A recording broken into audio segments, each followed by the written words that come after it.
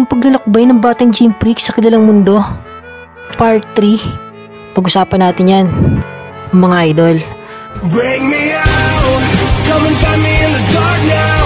Every day by myself I'm breaking down.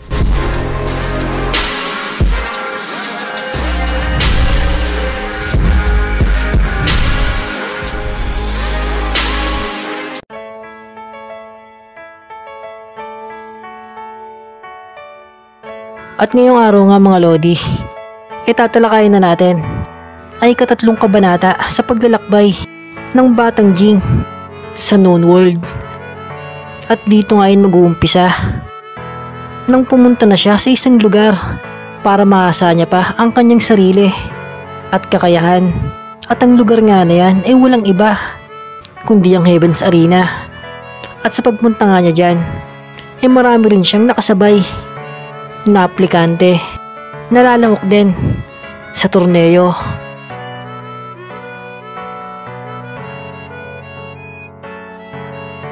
At narinig nga niya ang usapan ng ibang mga aplikante na ang pinakamahirap na palapag nga daw ay yung pag-abot ng isang aplikante sa ika-200 na palapag ng torneo. Dahil pagdating nga daw sa stage na yon, lahat ng umabot sa ika-200 palapag maglalaban-laban pa. Tiyak naman daw na ang mga umabot sa ika-200 floor malalakas na personalidad.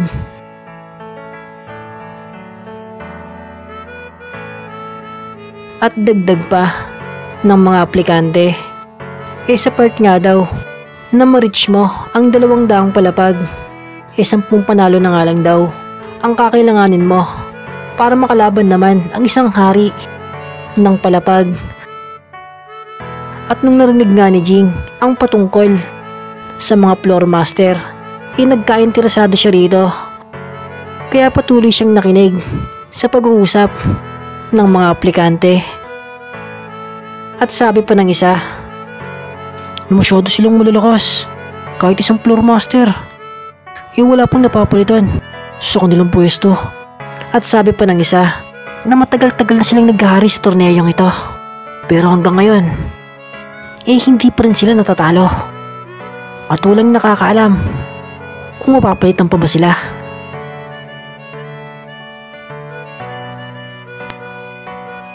At pagkatapos nga yan biglang ngumiti si Jing.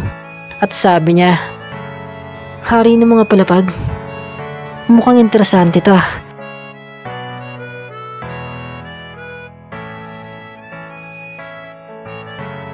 Hanggang pinakita na nga dyan ang mga nagaganap na laban sa Heaven's Arena.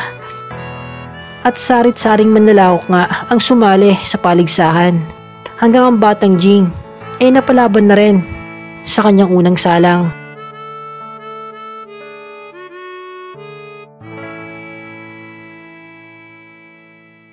At sabi nga ng kanyang kalaban, na alam mo bata, hindi ito palaruan, kaya hindi ka dapat dito naglalaro.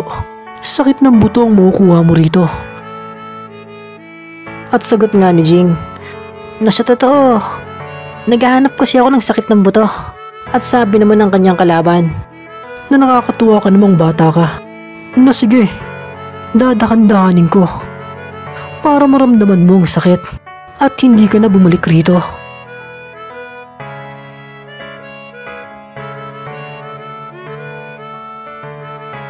At sabi nga ng mga manonood, nakawawa naman daw ang bata dahil sobrang laki ng kanyang kalaban. At sa laki daw nito, parang titirisin niya lang ang batang Gym Freaks.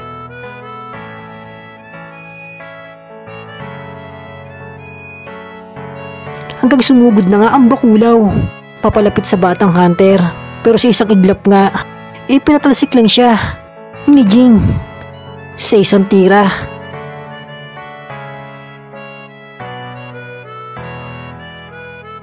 Kaya nagulat ang lahat ng manonood dyan dahil kakaibang bata nga ang kanilang nakita at nagtataglay ng natatanging lakas. At pagkatapos nga niyan kinausap ni Jing ang referee at sabi niya na pwede na daw ba siyang magpatuloy sa ikalawa hanggang sa ika-200 na laban nang walang pahinga-pahinga. Pero sagot nga ng referee na hindi daw pwede yun dahil may mga aplikante pa nga daw ang susunod na lalaban.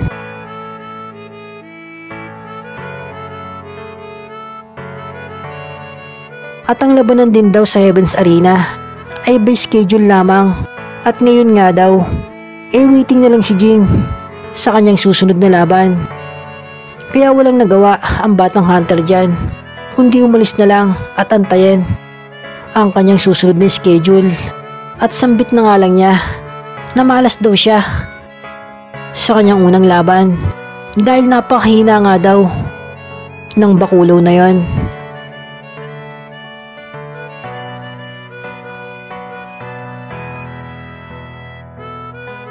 At wala din daw siyang magagawa kundi sumunod sa kalakaran ng Heaven's Arena. Kaya ang ginawa ng batang hunter, inanood na lang muna sa mga nagaganap na laban. At sa panonood nga niya, medyo matamlay siya dahil puro may hina ang kanyang nakikita at bulong niya sa kanyang isipan na sana daw mayroong sumaling malalakas para ganahan naman daw siya sa kanyang panonood. At habang nababoring nga at nababagot ang ating bidang hunter, bigla na lang may nagsalita dyan at sabi niyan na nababoring ka na ba bata? Kasi ako, inaantok na ako sa mga nagaganap na laban. Sobrang hihina nila. Wala silang mga kwentang nila lang.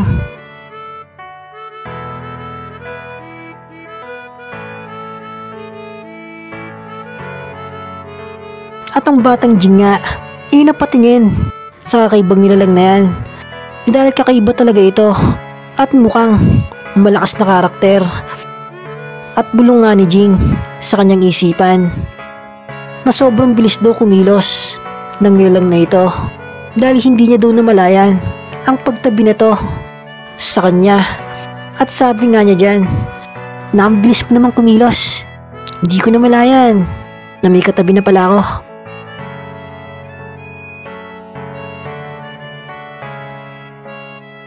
At sagot nga ng kakaibang karakter na hindi naman. Hindi mo lang siguro ako namalayan dahil nanonood ka. At dagdag niya pa, at tinabihan kita dahil napanood kitang lumabang kanina na ang galing mong lumaban bata. Kahanga-hanga ka. At dagdag niya pa na malakas ang pakiramdam ko na maglalaban tayong dalawa sa torneyong ito.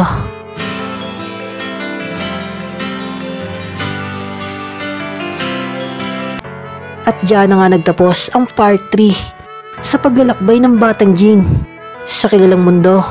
At abang-abang na nga lang mga idol sa mga susunod na kabanata dito sa Boy Anime TV.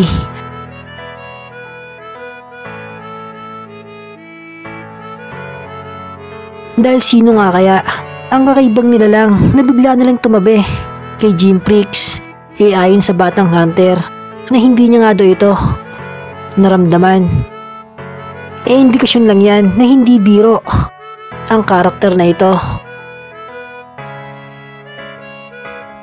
At mukhang kailangan natin siyang abangan sa Heaven's Arena ng batang Jimprix.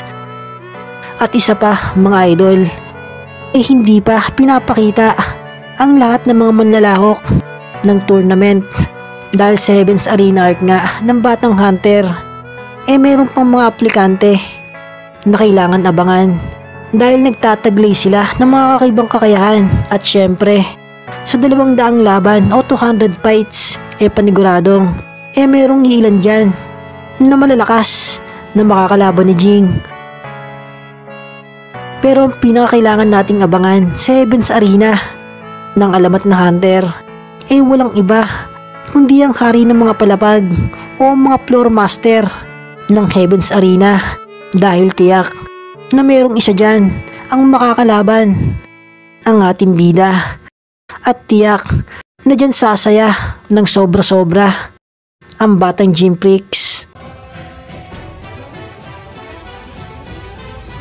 At bago nga tayo magtapos mga idol, sana huwag nyo kakalimutan mag-like dahil napakalaking tulong yan para sa ating channel. At kung meron naman kayong opinyon, i-comment nyo na lang yan sa ating comment section para malaman din namin ang inyong mga opinyon. At kung may bago naman dyan, sana huwag nyo kakalimutan mag-subscribe and click the bell icon para hindi ka nahuhuli sa mga latest uploads natin. Yun, salamat!